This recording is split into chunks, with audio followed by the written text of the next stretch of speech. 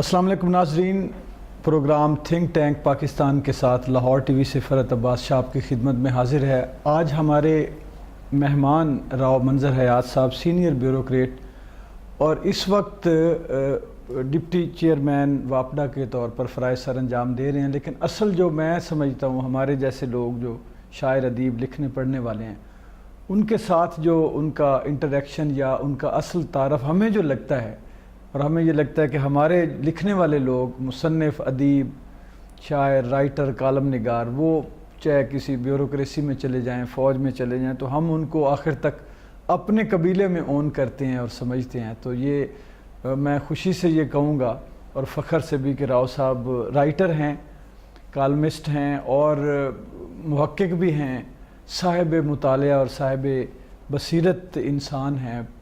میں کسی جگہ ان سے ملا، ان کی باتیں سنی تو میرے دل میں خواہش جاگی کہ اگر کوئی میں پروجیکٹ شروع کروں گا تو مجھے راؤ صاحب کی ضرورت ہے، تاکہ پاکستان کے لیے کوئی اچھی بات، کوئی اچھی سوچ، کوئی کسی نظریے کے ساتھ جو کہ ہمارا ہے، چاہے وہ انسانی لیول پہ ہو یا قومی سطح پہ ہو، نظریے کے بغیر تو بات نہیں بنتی، جو ہمارا ہے اس کو ہم آگے لے کے بڑھیں۔ تو راؤ صاحب، یہ میں آپ سے ایک رشتہ بھی میں نے بتایا اور اپنے لیے آپ کی ضرورت بھی بتائی، اور وہ ملاقات باعث بنی آپ کو اندر سے دیکھنے کی اور جاننے کی مجھے جو ملی وہاں پہ اپرچونٹی۔ تو جیسا میں نے آپ کو یہ تھوڑا سا اس کی ڈیٹیل بتائی ہے کہ تھنک ٹینک پاکستان کا مقصد یہ ہے کہ ہم صاحب بصیرت لوگوں سے گزارش کریں، ریکویسٹ کریں کہ وہ ہمیں بتائیں اور کمنٹ کریں، انالائز کریں کہ پاکستان کن مشکلات میں رہا، وہ مشکلات کیوں پیدا ہوئیں اور ان کے ریزالو کے لیے کہاں کہاں کمی رہ گئی، اور کیسے ممکن ہے کہ ہم کچھ چیزوں کا ازالہ کر پائیں، ہم کچھ ریویو کریں، نکلیں۔ اس میں ایکسٹرنل ایشوز بھی ہم ڈسکس کرنا چاہ رہے ہیں، انٹرنل بھی چاہ رہے ہیں، اور جو آپ سے میرا بنیادی 2-3 چیزیں ہیں۔ ایک تو میں چاہوں گا کہ ایک بحث رہی ہے ہمارے یہاں کہ جو سسٹم کامیاب نہیں ہوا، چاہے بیوروکریسی، وہ کہنا چاہیے کہ جو جمہوریت تھی یا مارشل لا آیا، ان دو کے درمیان ہم وہ بنے رہے، جو ہے وہ فٹ بال بنے رہے ہم۔ تو اب بھی سوالات ہیں جمہوریت پہ بھی۔ مارشل لا آتا ہے تو پھر شروع میں لوگ مٹھائیاں بانٹتے ہیں، پھر وہ کہتے ہیں جی فوج کو تو بیرکوں میں چلے جانا چاہیے۔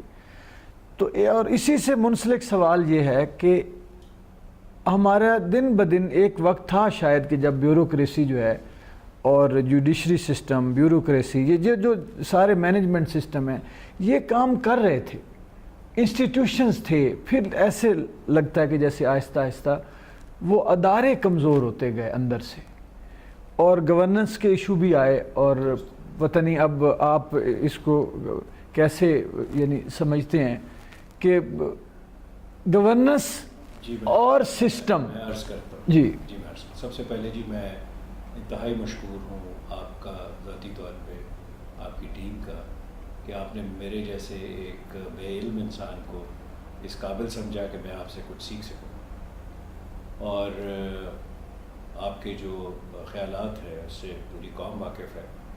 آپ ایک انتہائی بلند پایہ شاعر ہیں، آپ ایک بہت بڑے انسان ہیں، اور میں علمی طور پہ آپ سے بڑا متاثر ہوں۔ باتوں کو آگے لے جاتے ہوئے سب سے پہلے میں یہ عرض کروں گا کہ آپ کے جو سوالات ہیں یہ ایک طرح کے نہیں ہیں، یہ مونولیتھک نہیں ہیں جی۔ اس میں ہر سوال کی مختلف جہتیں، اینگلز، اور ہر سوال کے اندر کئی مزید سوالات جو ہیں وہ جنم دیتے ہیں، اور یہ پھر ایک ایسی ڈیبیٹ ہمیں کی طرف لے کے جاتے ہیں جس کی پہلی کوالٹی یہ ہے کہ ہم بات کو غیر جذباتی طریقے سے کریں، جی بالکل، تحقیق اور ایویڈنس کے حوالے سے کریں، جی انتہائی ٹھنڈے طریقے سے سوچیں کہ ہمارے کارنامے کیا ہیں، لیکن ساتھ ساتھ اسی غیر جذباتی طریقے سے یہ بھی دیکھنے کی کوشش کریں کہ کہاں کہاں قومی فیلیئرز ہوں، بالکل، اور اس کے بعد ہم آگے کیسے نکل سکیں۔ جی کئی باتیں ہیں جو میں آپ سے گزارش کرنا چاہتا ہوں اور سیکھنا چاہوں گا۔ ہمارا بنیادی کئی ایشوز ہیں، بنیادی تو میں عرض نہیں کروں گا. ایک ایشو اس میں بڑا کلیئر ہے کہ 1947 آنورڈس ہماری گورننس جو ہے، ہماری سروس ڈلیوری جو ہے، جی وہ انتہائی شرمناک حد تک نچلی سطح کی، اور وہ بتدریج جو ہے وہ گرتی جا رہی ہے. جی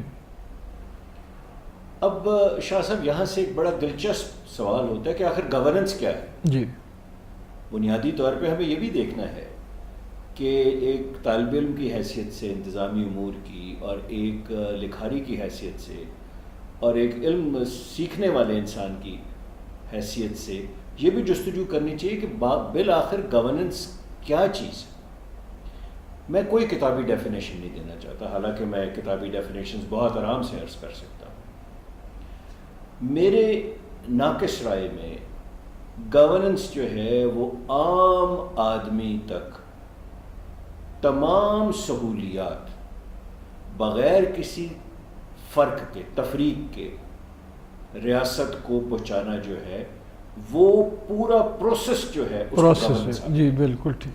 اچھا میں اس کو دو لفظوں میں سمیٹ دیتا ہوں کہ آپ کی سروس ڈلیوری. Service delivery. جی اس کو ہم دوسرے اینگل جی جی بالکل. یعنی گورننس کا اگر ہم اوپر اس کو لفظ رکھ لیں جی اور یہ دیکھیں کہ شاہ صاحب آخر سروس ڈلیوری جی کیسی ہے، تو اس سے مسائل جو ہے وہ سمجھ آنے شروع ہو جاتے ہیں. اب سروس ڈلیوری کا لفظ جو ہے یہ میں اس لیے استعمال کر رہا ہوں کہ گزشتہ 15 سال میں اس لفظ کو بہت زیادہ استعمال کیا گیا اور لوگ اس سے واقف ہو چکے. جی سوال میرا اب یہ ہے کہ کیا بنیادی ضرورت کسی قوم کی تعلیم، جی صاف پانی، طبی سہولیات، جی کیا کوئی بھی گورنمنٹ، اس میں ایک گورنمنٹ کا قصور نہیں ہے، جی جی جی 1947 سے لے کے سکسیسو گورنمنٹس جو جی کیا وہ اپنا کردار فعال طریقے سے پروپیگنڈے کے بغیر، جی تشہیر کے بغیر ادا کر پائی ہیں یا نہیں کر پائی؟ جواب آپ کے سامنے ہے. دوسرا، تمام معاشرے جی جو گرو کرتے ہیں، جنہوں نے ماڈل گروتھ کی ہے، ہم انہیں پسند کریں یا نہ کریں وہ ڈفرینٹ چیز ہے، جی بالکل. لیکن ان میں ایک کوالٹی، ایک صفت، ایک خوبی کامن ہے، جی اور وہ انصاف کی،